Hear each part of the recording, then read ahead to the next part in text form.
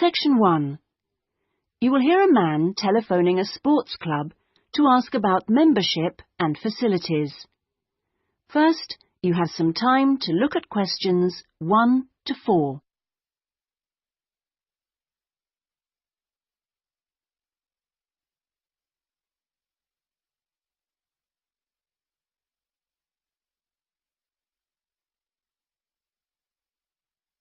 You will see that there is an example that has been done for you.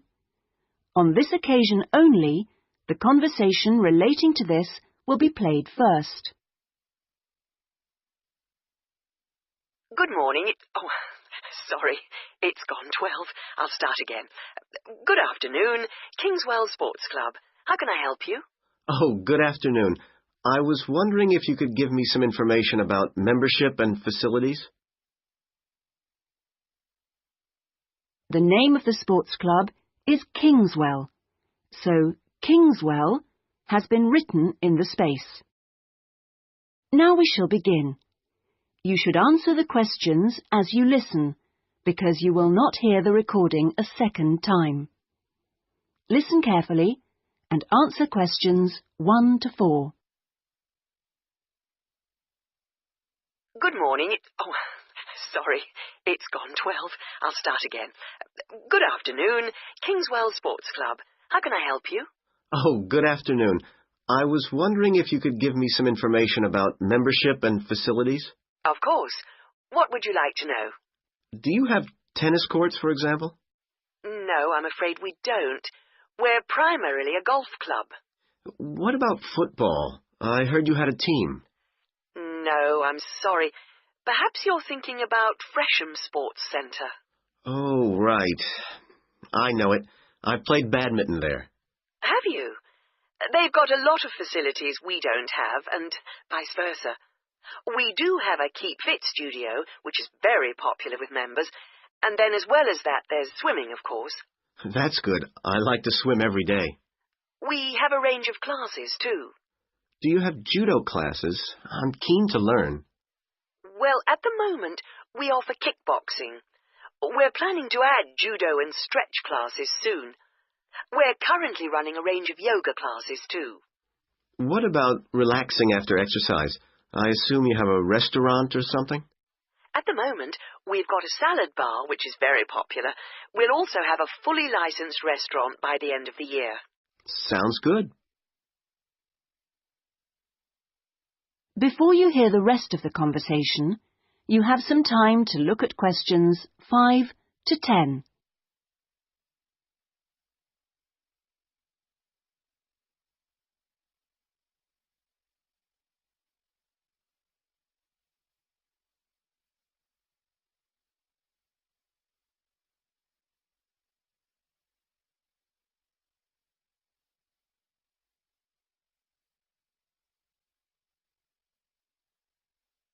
Now listen and answer questions 5 to 10.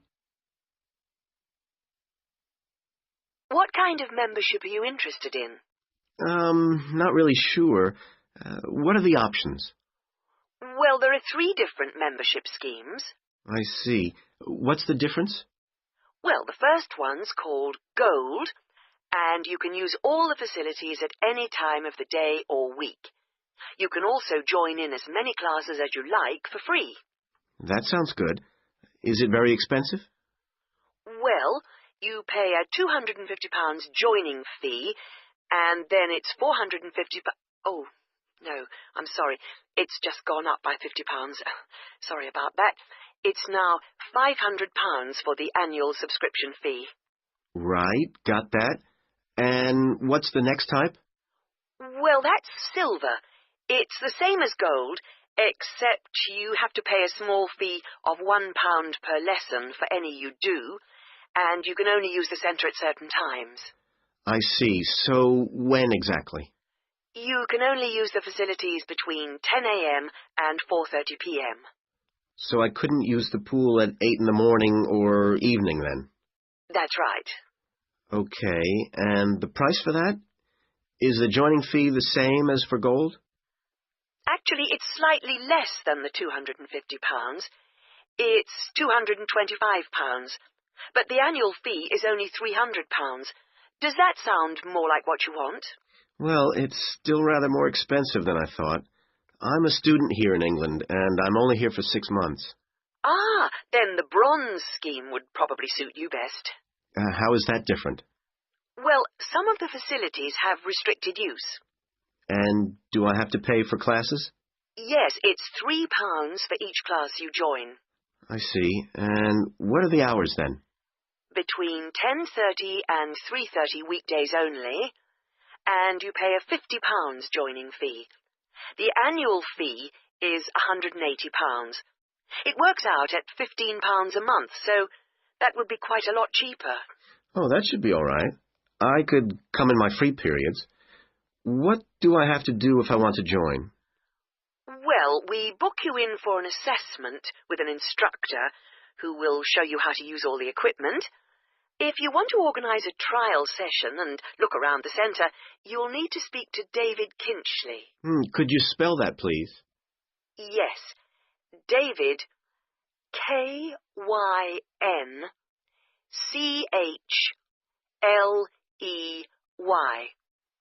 I'll give you his direct line number. It's 0458 95311. Thanks. Thank you for calling Kingswell Sports Club. That is the end of section 1. You now have half a minute to check your answers.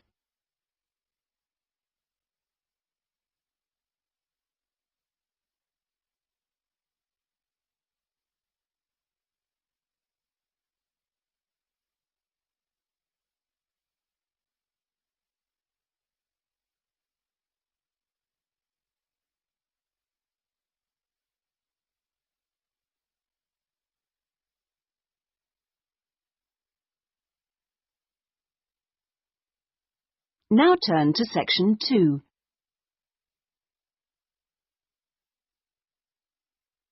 Section 2.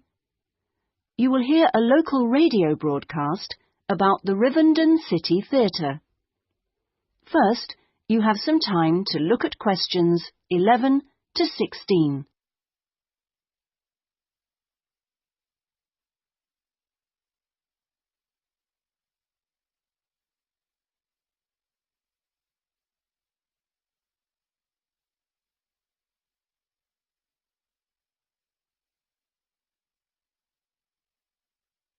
Now listen carefully and answer questions 11 to 16.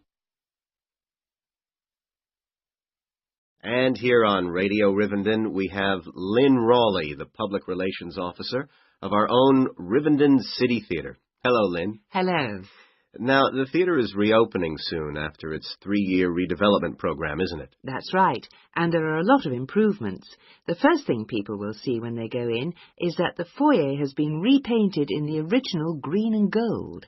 Then the box office has been reoriented with its own access from the side of the building instead of through the foyer, which means it can be open longer hours and has more space too. The shop that used to be in the foyer, which sold books and CDs, is the one part of the redevelopment which isn't yet complete. The plan is to find new premises for it near the theatre, and we've had difficulty finding somewhere suitable. We hope to reopen the shop in the next few months. Will audiences find any difference in the auditorium? Yes, we've increased the legroom between the rows. This means that there are now fewer seats, but we're sure audiences will be much happier. And we've installed air conditioning so it won't get so hot and stuffy. We already had a few seats which were suitable for wheelchair users, and now there are twice as many, which we hope will meet demand. Something else that will benefit audiences is the new lifts. The two we used to have were very small and slow. They've now gone, and we've got much more efficient ones. Anything for the performers? Yes, we've made a number of improvements backstage. The small, dark dressing rooms we used to have been converted into 2 large, airy rooms, so they're much more comfortable now. And the state-of-the-art electronic sound and lighting systems have been installed. Before you hear the rest of the talk, you have some time to look at questions 17 to 20.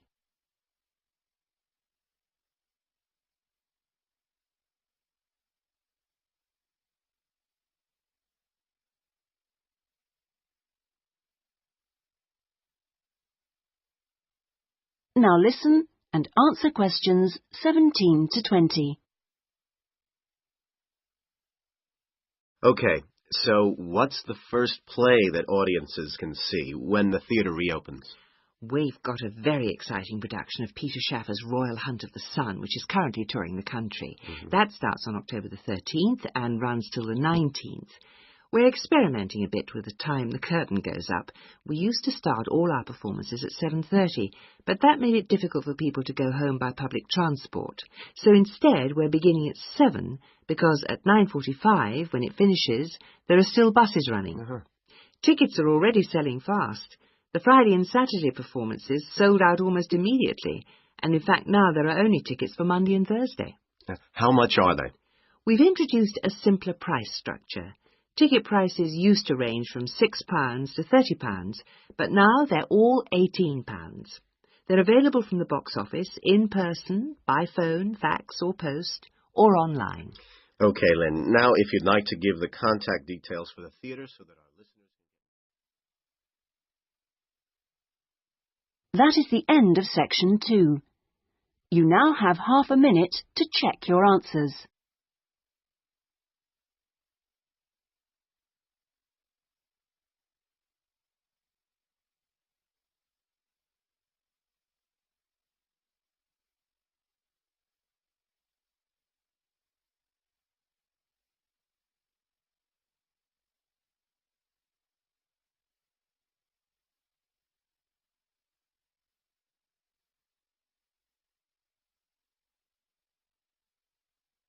Now turn to section 3.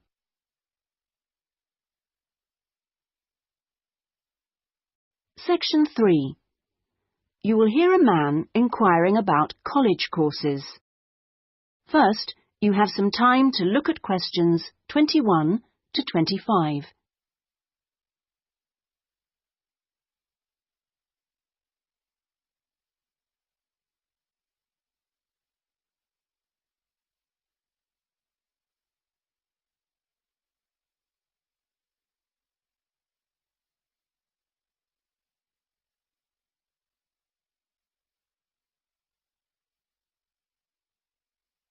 Now listen carefully and answer questions 21 to 25. Hi, can I help you? I was told to come here because I'd like to talk to someone about taking a management course. Right, I'm one of the tutors, so I should be able to help you. Oh, good. My name's Brian Ardley. I've decided to enrol on a part-time management course. A friend of mine took one last year and recommended it to me. Right. Is there anything I should do before the course, like reading or anything? We prefer to integrate reading with the course, so we don't give out a reading list in advance. But we like people to write a case study describing an organisation they know. I've already done that, as my friend told me you wanted one. But would it be possible to sit in on a teaching session to see what it's like? I haven't been a student for quite a while. Fine. Just let me know which date and I'll arrange it with the tutor. Now, could I ask you about the college facilities, please? Anything in particular? Well, the course is 1 day a week, all day, isn't it? So presumably it's possible to buy food. Yes, the refectory's open all day. Does it cater for special diets? I have some food allergies. Provided you warn the refectory in advance, it won't be a problem. Good. What about facilities for young children? I'd like to bring my daughter here while I'm studying. How old is she? 3. Then she's eligible to join the nursery, which is supervised by a qualified nursery nurse. The waiting list for a place is quite long, though, so you ought to apply now. OK. I don't know if our careers advice service would be of any interest to you. Yes, it might help me decide how to develop my career after the course. The centre has a lot of reference materials and staff qualified to give guidance on a one-to-one basis. I noticed a fitness centre next to the college. Is that for students? It's open to everyone, but students pay an annual fee that's much less than the general public pay. And presumably the college library stocks newspapers and journals as well as books. Yes, and there's also an audio-visual room for viewing and listening to videos, cassettes and so on. Is there also access to computers? Yes, your tutor will need to arrange with the technical support team for you to get a password, so ask him or her about it when you start the course. OK.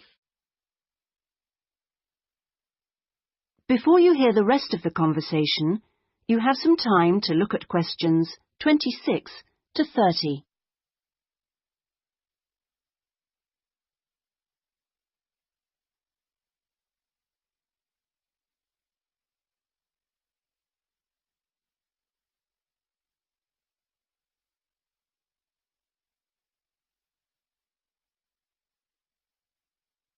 Now listen and answer questions 26 to 30.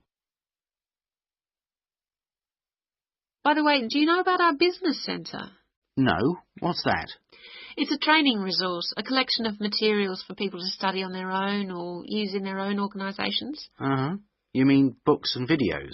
Yes, and manuals for self-study, plus a lot of computer-based materials so people can work through them at their own speed and repeat anything they aren't sure about. And you can hire laptops to use in your own home or workplace, as well as printers that you can take away.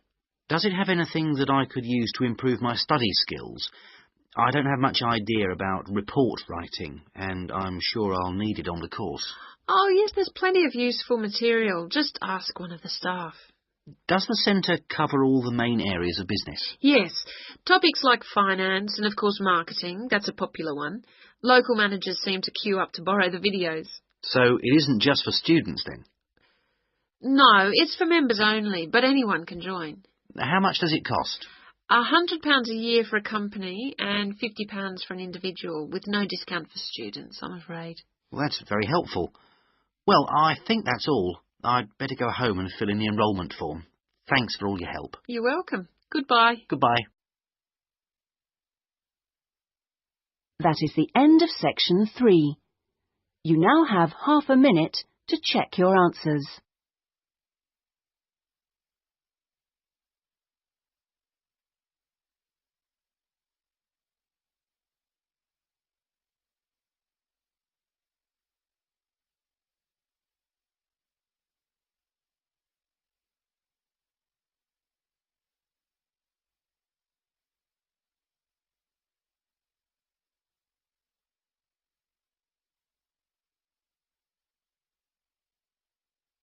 Now turn to section 4.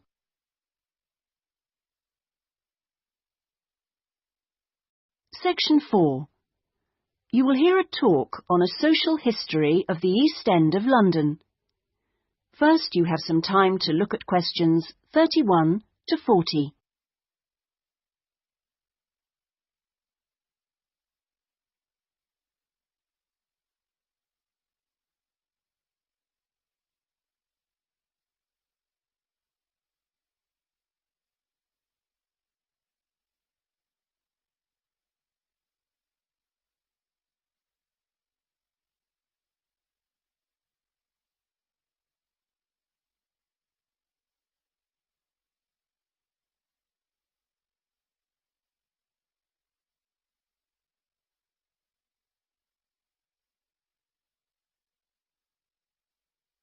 Now listen carefully and answer questions 31 to 40.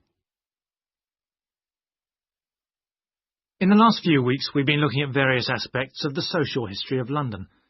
And this morning, we're continuing with a look at life in the area called the East End. I'll start with a brief history of the district and then focus on life in the first half of the 20th century. Back in the 1st to the 4th centuries AD, when the Romans controlled England, London grew into a town of 45,000 people, and what's now the East End, the area by the River Thames and along the road heading north-east from London to the coast, consisted of farmland with crops and livestock, which helped to feed that population. The Romans left in 410, at the beginning of the 5th century, and from then onwards, the country suffered a series of invasions by tribes from present-day Germany and Denmark, the Angles, Saxons and Jutes, many of whom settled in the East End. The technology they introduced meant that metal and leather goods were produced there for the first time. And as the East End was by the river, ships could transport goods between there and foreign markets. In the 11th century, in 1066 to be precise, the Normans conquered England, and during the next few centuries London became one of the most powerful and prosperous cities in Europe. The East End benefited from this, And because there were fewer restrictions there than in the city itself, plenty of newcomers settled there from abroad, bringing their skills as workers, merchants or moneylenders during the next few hundred years. In the 16th century, the first dock was dug, where ships were constructed, eventually making the East End the focus of massive international trade. And in the late 16th century, when much of the rest of England was suffering economically, a lot of agricultural workers came to the East End to look for alternative work.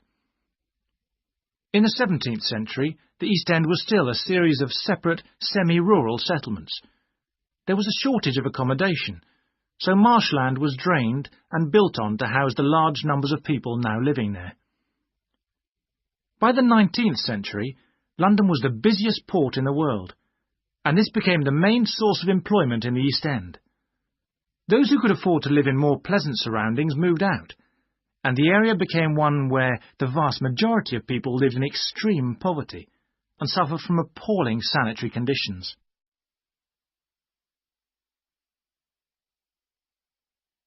That brief outline takes us to the beginning of the 20th century, and now we'll turn to housing. At the beginning of the century, living conditions for the majority of working people in East London were very basic indeed. Houses were crowded closely together, and usually very badly built, because there was no regulation. But the poor and needy were attracted by the possibility of work, and they had to be housed. It was the availability rather than the condition of the housing that was the major concern for tenants and landlords alike. Few houses had electricity at this time, so other sources of power were used, like coal for the fires which heated perhaps just one room. Of course, the smoke from these contributed a great deal to the air pollution for which London used to be famous. A tiny, damp, unhealthy house like this might well be occupied by 2 full families, possibly including several children, grandparents, aunts and uncles. Now, before I go on to health implications of this way of life, I'll say something about food and nutrition. That is the end of section 4. You now have half a minute to check your answers.